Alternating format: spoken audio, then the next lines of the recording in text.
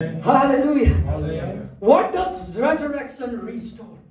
पुनरुत्थानले के कुरा चाहिँ हामीलाई रिस्टोर गरे त?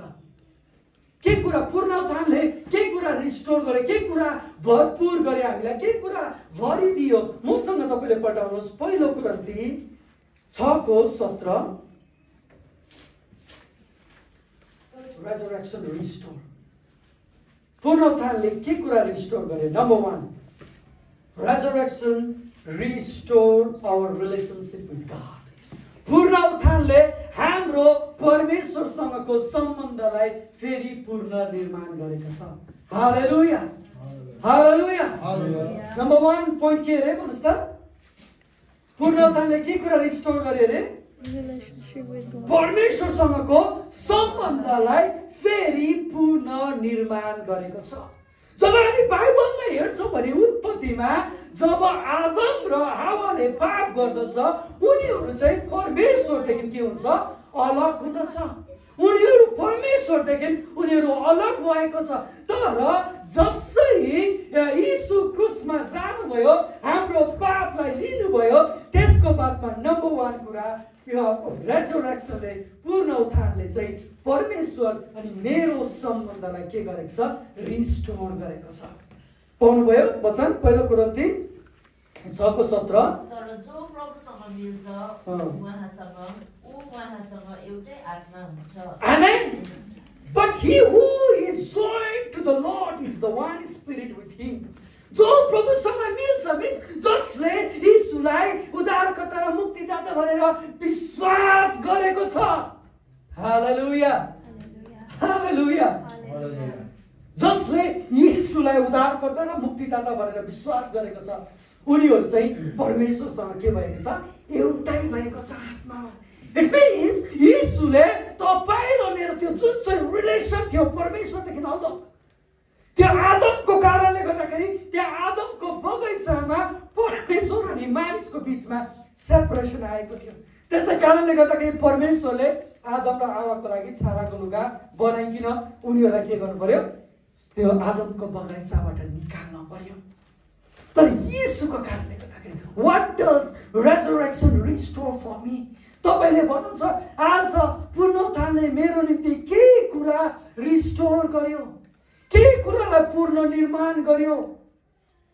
यदि तपाईलाई आजसम्म थाहा थिएन भने म तपाईलाई भन्न चाहन्छु प्रिय, पुनरुत्थानले चाहिँ तपाईँ र मेरो परमेश्वरसँगको सम्बन्धलाई पुनरुत्थान या त रिस्टोर गरेको छ। हालेलुया। जुन चाहिँ सम्बन्ध आदमले गुमाएको थियो, जुन चाहिँ सम्बन्ध परमेश्वरले आदमसँग गाँच्नु भएको थियो, प्रत्येक दिन परमेश्वर आदमसँग आएर संगति गर्नुहुन्थ्यो। आदमसँग संगति, आदम र हावासँग संगतिमा समय बिताउनुहुन्थ्यो। तर आदमको अनाज्ञाकारिताद्वारा संसारमा पापले राज्य गर्यो अनि परमेश्वर पापसँग संगति गर्न सक्नुहुन्न। He loved the sinner. उहाँले पापीलाई प्रेम गर्नुहुन्छ। But sin cannot exist with him. तर पाप उहाँसँग सम्मिलित हुन सक्दैन। तपाईँ र म त्यो पुनरुत्थानको प्रकाशमा हामी बढ्न सकेका हौँ। प्रभु यीशु ख्रीष्टले तपाईँ र मेरो त्यो रिलेसनलाई, तपाईँ र मेरो त्यो रिलेसनशिपलाई रिस्टोर गर्नुभयो। आज तपाईँ र मेरो फेलोशिप यीशु ख्रीष्टसँग छ। हालेलुया, हालेलुया। यदि when we understand, जब हामीले यो हाम्रो रिलेसनशिपको बारेमा नि मैले जहिले पनि भनिरहेको छु यहाँ तपाईहरुलाई, जब हामी रिलेसनशिपको बारेमा सिरियस हुन्छौँ नि प्रिय, nothing can stop us. हामीलाई कुनै पनि कुराले रोक्दैन। आमेन। हामीलाई कुनै पनि कुराले सेक्दैन। जब हामी रिलेसनशिपको बारेमा सिरियस हुन्छौँ, नम्बर 1 तपाईँ र मेरो रिलेसनशिप परमेश्वरसँग हो।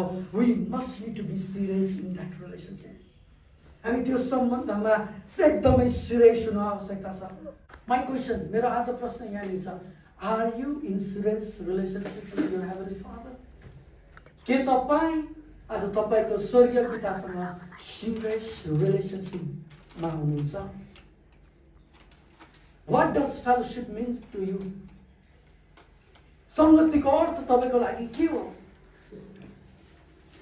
जसरी आज हामीले पुनरुत्थानलाई सेलिब्रेट गर्दै गर्दाखेरि म तपाईलाई यो संगतिमा पनि तपाईँ you must need to resurrect, तपाईँ संगतिको विषयमा पनि तपाईँ रेजरेक्ट हुनुपर्छ भन्ने कुरा म इन्करेज गर्न चाहन्छु। What does fellowship mean to you? संगति तपाईको लागि के हो?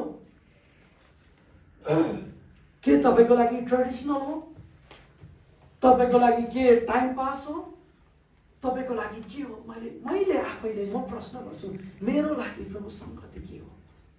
किनभने तपाईले त मेरो निम्ति तपाईको पुत्रलाई त्यो नरकसम्म पठाउनु भयो, त्यो नरकको त्यो अनन्तको मृत्यु धरि एक्सपिरियन्स गर्न दिनुभयो। तर तपाईँ र मेरो सम्बन्ध चाहिँ मेरो लागि के छ? This is my deepest prayer. मेरो एकदमै त्यो गहिरो प्रार्थना यही छ कि Lord, reveal me. मलाई यो कुरा प्रकट गर्नुहोस्। Reveal me more of you. तपाईलाई अझै धेरै म प्रति तपाईले रिभिल गर्नुहोस्। I want to see you more. प्रभु म तपाईलाई अझै गहिरो रूपले देख्न चाहन्छु।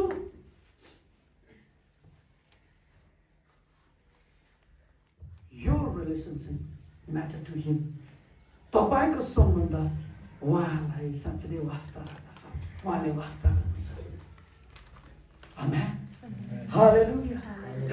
सो परमेश्वरले जब यीशु पुनरुत्थान हुनुभयो, नम्बर 1 कुरा उहाँले हाम्रो सम्बन्धलाई उहाँले रिस्टोर गर्नुभयो। Number 2, Jesus by his resurrection he brought the redemption of our physical body. जब यीशु जब पुनरुत्थान हुनुभयो नि, उहाँले हाम्रो शरीरलाई उहाँले छुटकारा दिनुभयो। हालेलुया, उहाँले हाम्रो शरीरलाई छुटकारा दिनुभयो। आज तपाईको शरीरले छुटकारा पाएको छ चर्च।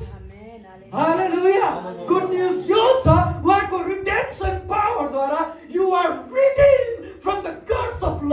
तपाई व्यवस्थाको श्रापबाट तपाईले छुटकारा पाएको छ। आमेन। यीशुको पुनरुत्थानको शक्तिद्वारा तपाईको शरीरले छुटकारा पाएको छ। तपाई पापबाट छुटकारा पाउनु भएको छ, तपाईले मृत्युबाट छुटकारा पाउनु भएको छ, तपाईले गरिबीबाट छुटकारा पाउनु भएको छ, तपाईले अशान्तिबाट छुटकारा पाउनु भएको छ, अनि तपाई जीवनमा प्रवेश गर्नु भएको छ। It's not good news for you. Amen. के तपाईको लागि यो असल खबर होइन त? के भयो दोस्रो कुरा? यदि परमेश्वरको वचनले भन्दछ रोमी 8:11ले, but if the same spirit of him who raised Jesus from the dead dwells in you, he who raised Christ from the dead will also give life to your mortal body, the body through his spirit who dwells in you. जुन आत्माले क्रिस्टलाई मुर्दाबाट बिउतायो, कुन आत्माले? पवित्र आत्माले। जुन पवित्र आत्माले Christ मर्नु भएको थियो, उहाँलाई मुर्दाबाट बिउतायो भनेको छ, उहाँलाई पौडी उठायो भनेको छ, उहाँलाई उठायो भनेको छ। अनि त्यही आत्माले तिमीलाई पनि, तिम्रो मरे तुल्य शरीरलाई पनि उहाँले पूर्ण जीवित गर्नुहुनेछ। चर्च, गुड न्यूज यो छ।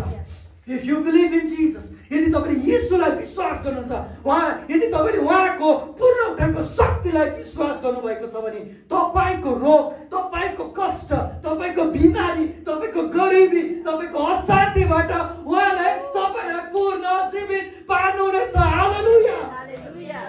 उहाँको वचनले भन्छ उहाँले तपाईलाई शिर बनाउनुहुनेछ, पुच्छर होइन। Hallelujah. Thank you, Jesus. So, तेस्रो उहाँले हामीलाई के गर्नुभयो भन्दाखेरि eternity in the presence of God.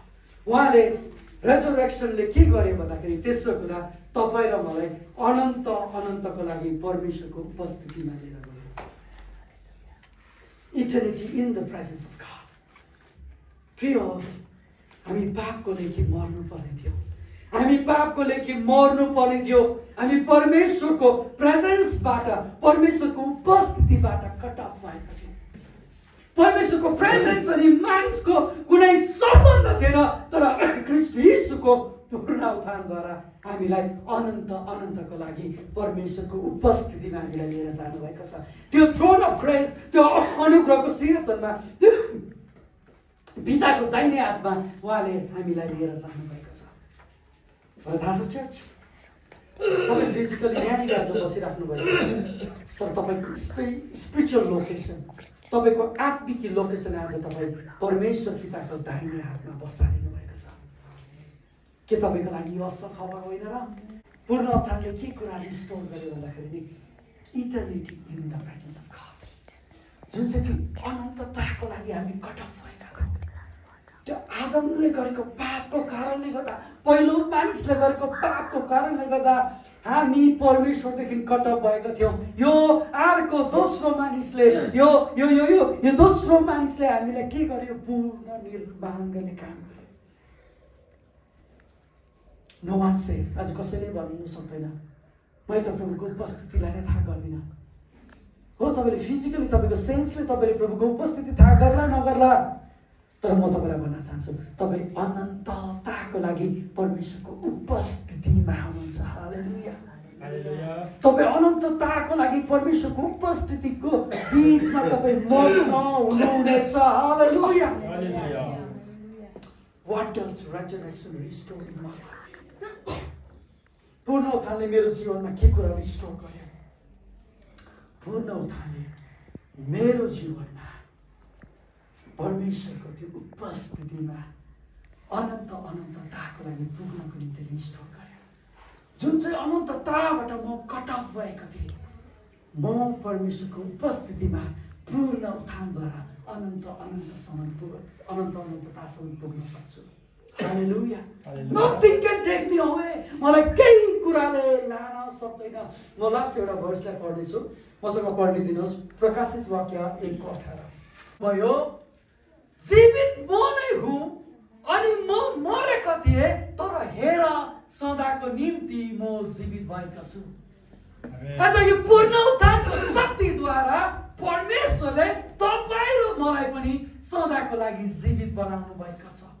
हाम्रो रिलेसनशिप त्यो रिस्टोर्ड भएको छ भने हामी परमेश्वरको उपस्थितिमा सदा सदा रहन सक्दछौँ। सो म तपाईँलाई भन्न चाहन्छु, यद्यपि आज तपाईँको समस्या जेसुकै होला, तपाईँको सम्बन्धको समस्या होला, तपाईँको रुपियाँ पैसाको समस्या होला, तपाईँको बिमारीको समस्या होला, तपाईँको गरिबीको समस्या होला, अशान्तिमा होला, फिक्री होला, डिप्रेसन, एन्जाइटी, व्हाटएभर जेसुकै कुरा किन नहोस्, तर जुन चाहिँ आत्माले क्रिस्टलाई मुखबाट बिउताएको छ, त्यही आत्माले तपाईँको मरे तुल्य शरीरलाई पनि पूर्ण जीवित पार्नेछ। हालेलुया।